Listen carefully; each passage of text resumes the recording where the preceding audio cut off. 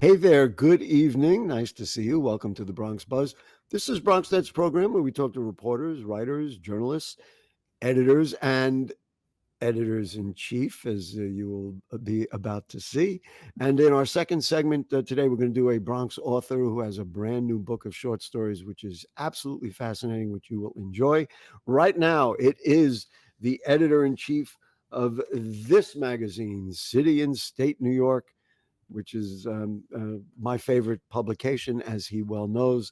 My buddy Ralph Ortega, nice to have you with us, my friend. Thank you, Gary. It's a pleasure to be here. Uh, I got to start with this.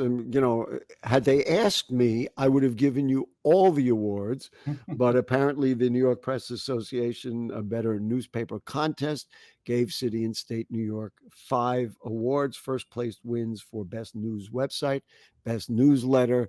I mean, Best Political Magazine. There you go. There's pictures of the awards. Congrats. It must be very gratifying. I realize you do it because you do it, but it is nice when something like that happens. No, thank you very much. It's very generous of you. Our team, worked really hard, and the what's really nice about the website award is that that really is an effort across all our departments: editorial, our design, our digital, and our sales team. So it's great knowing that we have a site that people come to and feel uh, you know that is easy to engage, and of course informative, delivering on what they came to read. The other awards, we certainly are very proud of.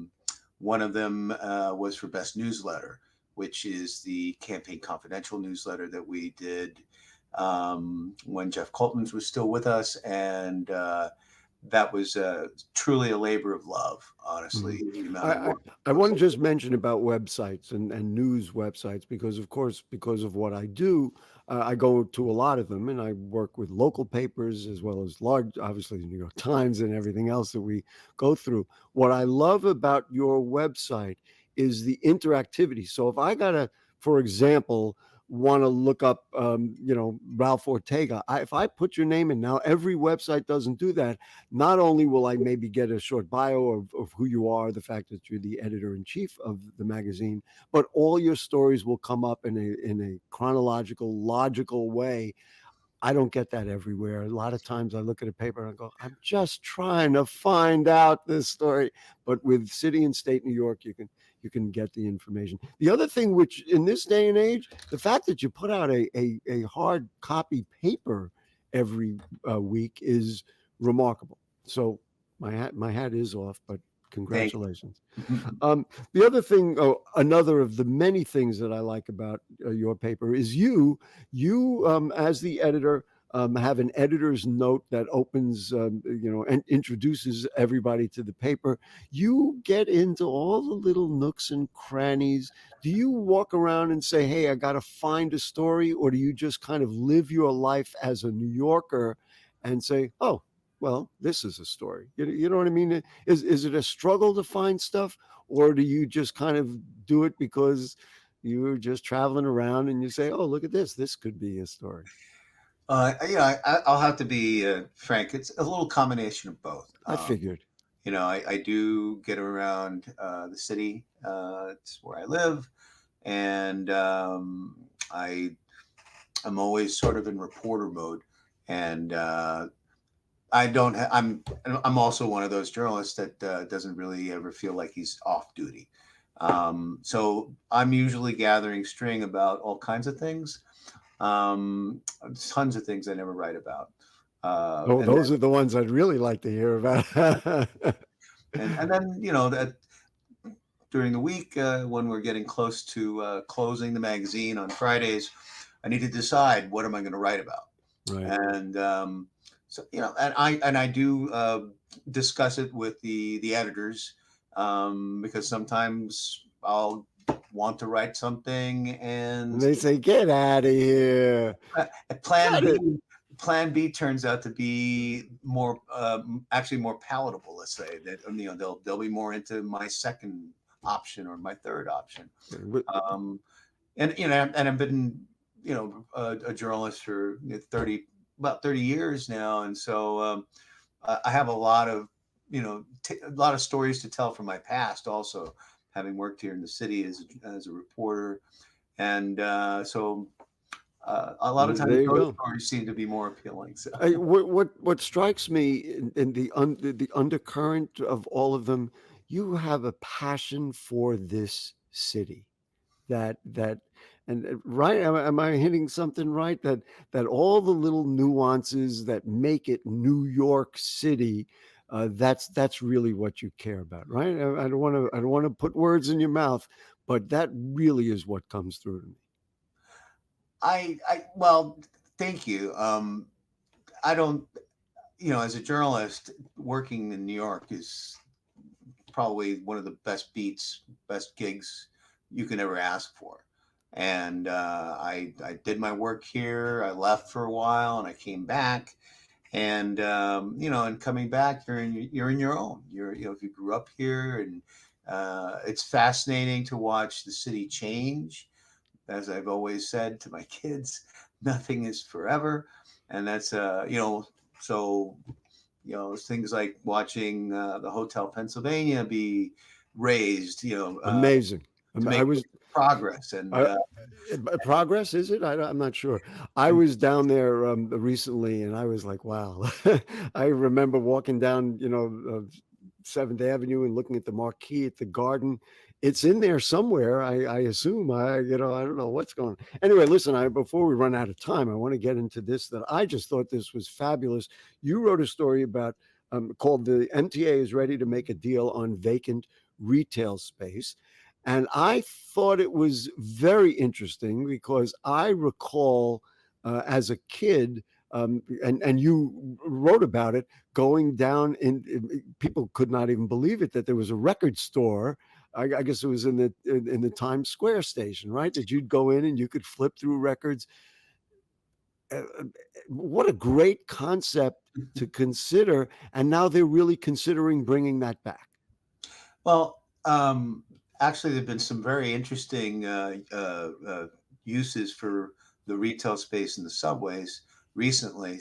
Some very high-end, exclusive restaurants actually have opened in the subway, and Have they're already? Somehow I missed that. I know Grand well. Central has a lot. I can't recall where they were written about, but Mhm, they, and there's a exclusivity about them. Like mhm. not all these restaurants are obvious when you're entering the system.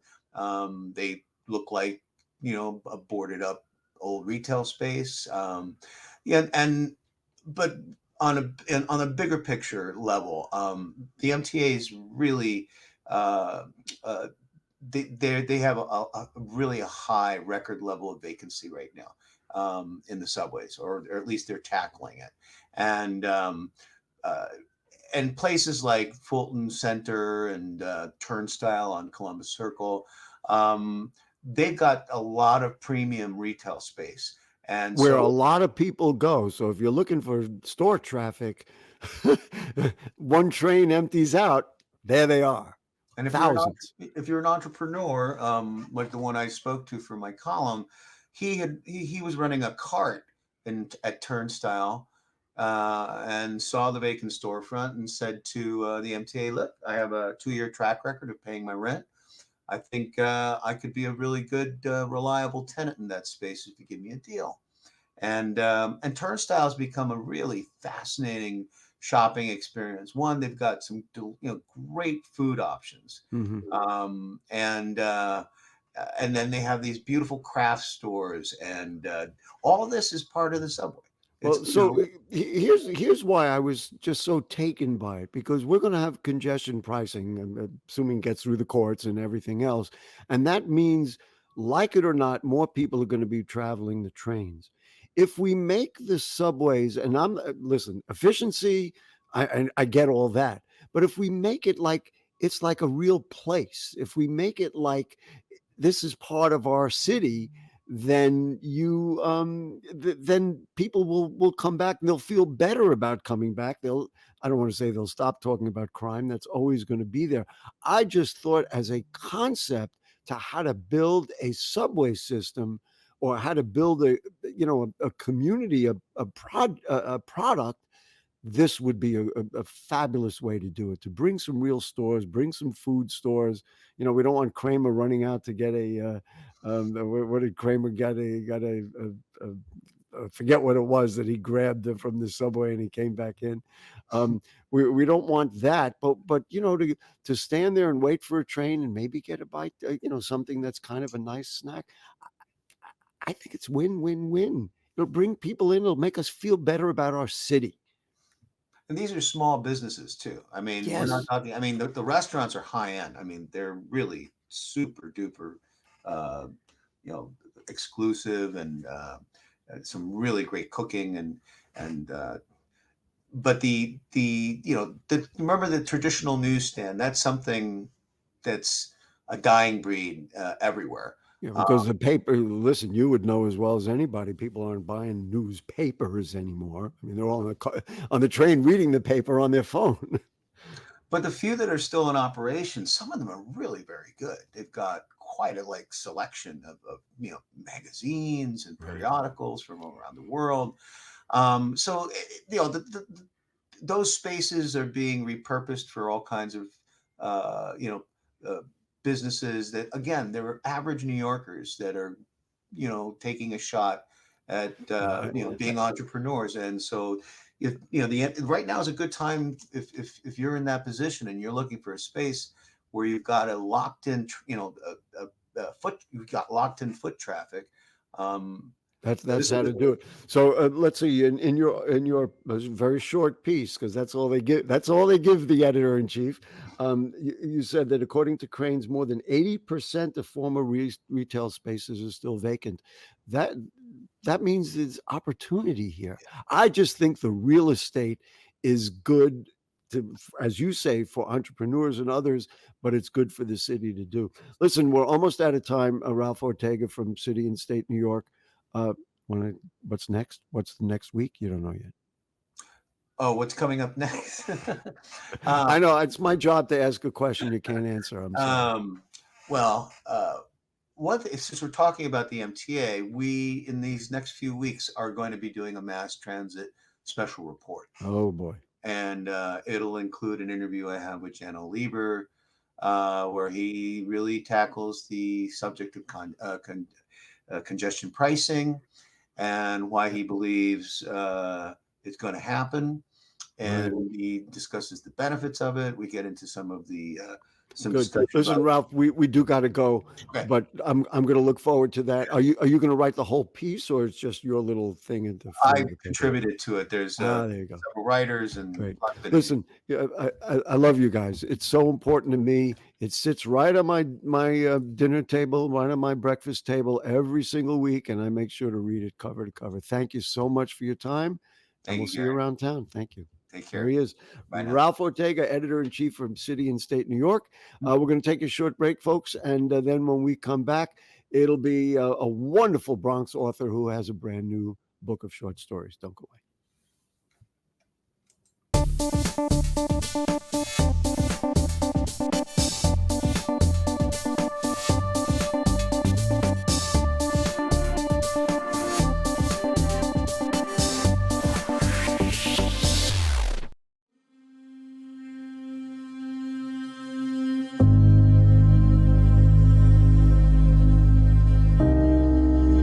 Only 57% of New York City high school students are college ready by their senior year.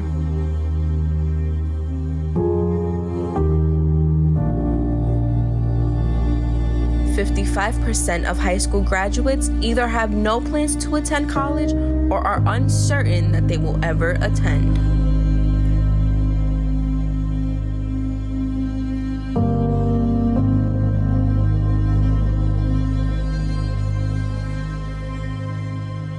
.34% of young adults don't go to college because they can't afford it.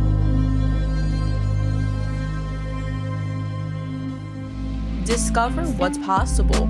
BronxNet's education programs, internships, and opportunities help engage and inspire Bronx youth and beyond to pursue their passions.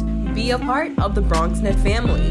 Whether you're interested in our shows, joining a class, or donating to support our mission, visit BronxNet.org to learn more.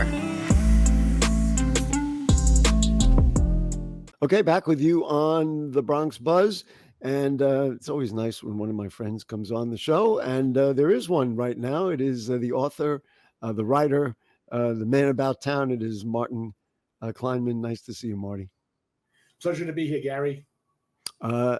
Marty has a new book. Now, just to show you how long I've been a fan, I have the old book here, or one of the two old books. This is A Shoebox Full of Money, which we talked about the last time you were on. Now, when did this come out? When did this come out? That was 2021. So in 3 years, you put together another book. It's amazing. The older I get, the faster the production. Is that true? Wait, the faster production or the faster you're writing? Both. I mean, the thing is, and now that I'm not doing client work anymore, I have more time to devote to the writing of the short stories, so I can go full speed ahead. And it's what I've always wanted to do, and it would be a shame if I didn't take the time that I have now and waste it. So the production of the stories and the creative process is flourishing. It's fantastic. So the new book, and Anderson will put up the cover of it, is When Paris Beckons.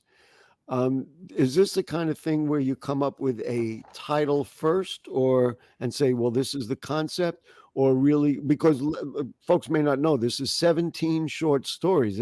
They're like chocolates, you could kind of eat them and enjoy them. That's the way I approach them. But do you get a concept, or do you just write and then figure out the concept afterwards? Well, actually, this was When Paris Beckons is the title of the lead story in the collection. And I just thought it was a compelling title. The stories themselves, all 17 of them, do not necessarily have something to do with France or Paris, but they all are connected in the sense that we're all going through the last 5 years or so, a complete disorientation that we really haven't seen in quite a while, perhaps since the Vietnam era. And so the characters in all of the 17 stories it's kind of like a Hitchcock story. These are like regular people in incredible circumstances that the people that are in the stories are way over their head, and how they deal with the disorientation, how they exhibit the bravery and stick-to-itiveness to get through incredibly difficult times. That's the commonality of the 17 stories. Marty, that's fascinating, because what strikes me from what you say is unstated, the biggest personality in the room, the elephant in the room, is the pandemic, and the fact that the world changed after the pandemic, and then all the residuals after that we're all affected by, and those are the people, and the effects of those things are what you wrote about. Do I have that right from your explanation? No, absolutely. I mean, you think about the impact on the economy, you think about the impact on politics, on day-to-day life, the medical problem that we faced was unparalleled, probably since the days of polio in the early 50s, right? And before the Salk vaccine. And so people were criticizing, the response to the pandemic and the political aspects of it. But we were in over our heads. We had no idea how to deal with this, and we had to scramble. And the fact that we were able to get viable injections to stave off this incredibly serious disease in such a short period of time is nothing short of remarkable. And yet everybody's like, oh, we didn't do enough, we blah blah blah. Well, there's always more to do. One thing I've noticed is that when I live on an upper floor, like you see the buildings behind you, when I used to look out at the street on a Saturday, even on a late afternoon on a weekday, you'd see a lot of people in the street. You'd see a lot of cars. If I go to my window right now, there's nobody out there. In other words, it's a very Yeah. strange change of the way life is. Listen, I want to just get back. I told you beforehand that we were going to dig a shovel into your head and figure out what goes on. Do you wake up every morning and think of another story, or say, hey, I got to write? Or do you have to, are you one of those that has to sit down and say, okay, it's writing time, honey, I'm closing the door and I have to write? How does this all come to you? 17 stories, a lot of work. It's a lot of stuff to be in here aside from the typing it out. Yeah, I mean, it's a really good question, and it goes to, everybody, all the writers have a different process. And my process is, I have literally yellow legal pads. Here's one. Here they are. Yellow legal pads, like filled with story ideas. So if I'm watching TV, if I'm, just around the house, if I come up with an idea or just like a shard of an idea, I'll write it down. And then you see how it's almost like Legos, like an idea clicks to another idea, clicks to a bigger idea. And the next thing you know, oh, that's a possible story. And so I write them down, and then I basically have almost like a production schedule. Well, a production schedule like on your personal calendar? Yeah, I mean, I'm pretty much of a control freak. Just ask my wife. And I won't. and the best way for me to complete a task is to literally write it down, make a list, and then just fill it in and go for it. Do you write one story at a time, or do you, because I know for myself, and not that I've ever written any books, but stuff that I've written, sometimes like I say, that's it, I can't do any more, and I'll do something else and maybe write something else and then get back to it? Or do you sit down and say, no, in your very organized mind, I've got to write it from beginning to middle and end and then go to number 2? Yeah, I mean, that's another really good question. And the answer is I work on a story as hard as I can, as long as I can. And then invariably, I'm going to hit a wall on it. And when I hit a wall, the good news is I have a blog, and the blog is called therealnewyorkers.com. Yes, you do. That's right. And so when I hit a block, I'll switch over and write some blog posts. And that's kind of like my jumping jacks or my push-ups. It's like it gets my mental muscles loose again, and then I'll come back to the story. Come back to the story right away or the next day? The next day. You're only I have human. a limited amount. I have about 4 hours of quality time a day, and then after that, it just disintegrates. You and I were just talking about our commonality that we both went to DeWitt Clinton High School. Did you start writing in those days? Did you ever perceive that? What's that? Earlier than that. I mean, earlier than that. I was PS 86, junior high school 143, DeWitt Clinton, Lehman College, right down the street, one after the other. And since I was a small child, my claim to fame was, writing. Math and science, not happening. Not your thing. Writing, essays, book reports, shorts. That was always a good facility for me, and I was able to get better and better. And the more you do it, it's like anything else. The more you do it, the better you get, whether it's guitar, piano, whatever. It's interesting. I have to insert my own experience since we talked about commonalities.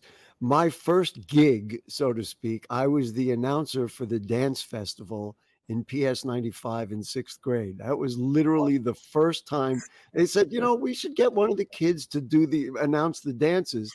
And they were like, what about you? And that was the first time I held a microphone and did it. And so if somebody asked me, when did you really get started? There it was, PS 95 in 6th grade. Listen, so I want to ask you about a couple of stories. One is summer in Sullivan County, New York. Which is one of the stories. Now, my wife lived up in Liberty, New York for several years, and then our family moved back to the Bronx, et cetera, et cetera. So I know a lot about that area. That is a fascinating story. Is that, how true is that story? Did you make any of it up? I mean, I'd like to just get or did you go drive around in that area up on Route 17 in Monticello and all that? Give me the reality versus what you wrote. most of the stories that I write start with a kernel of something that actually happened to me, or somebody said something to me. That particular one about Sullivan County is about 90% reportage, and most of them are not. This actually happened. My uncle, my great uncle, actually had a house like that with a wraparound porch. He actually had an old caddy with AC and leather seats. Nobody had AC and leather seats in those days in their cars, if they had cars. And the meeting of the old man in the middle of the woods with my cousins Dari and Betty, that actually happened, and it was pretty freaky. I mean, when you're a little kid and you're in the deep forest, even if you're really only a couple of 100 yards into the forest, when you're 5, 6, 7 years old, it seems like, you're in the middle of the dense, of nowhere. Yeah. Before we run out of time, I want to ask you about something else, which I'll tell you. The title of it is The Rabbi's Story. And of course, in my mind, of course, I assumed it was, like a man in a dark black coat, as Bob Dylan wrote, in a long black coat. But you start, and it's literally in the first sentence, it's a female rabbi, and that was just enlightening from the first moment. How much of that is true? The father is buried in Ridgewood, Queens. Well, that one is about 90%. Marty special sauce. Wow. I mean, I did have a female rabbi when I moved to this neighborhood from Brooklyn, but then it just goes into Marty land from there. That's my Marty special land. sauce. Yeah. Listen, I'm going to pull out one line, and then we're going to have to get running. Another old man who sags like a slinky. What a great metaphor that is. Tremendous. So that was Marty waking up one morning going, "Honey, I think I got it." Right? Very, very much so. That one was pretty much out of the old noodle.